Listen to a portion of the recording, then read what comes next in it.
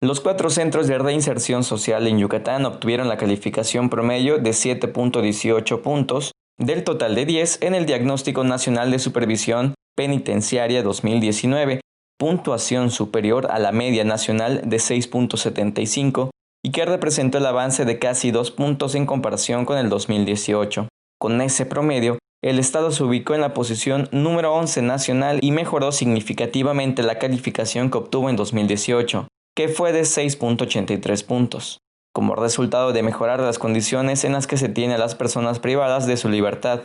Visitadores de las Comisiones Nacional y Estatal de Derechos Humanos evaluaron en el Centro de Reinserción Social de Mérida condiciones de estancia e internamiento como parte del diagnóstico nacional que se realiza cada año. Durante 5 horas el personal recorrió las instalaciones, entrevistó a las personas privadas de su libertad y constató las condiciones en que viven en el Cerezo, aplicando la Guía Nacional de Supervisión Penitenciaria.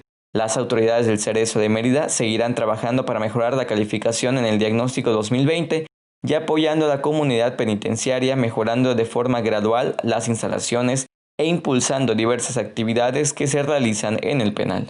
Teleyucatán te informa. Teleyucatán te informa.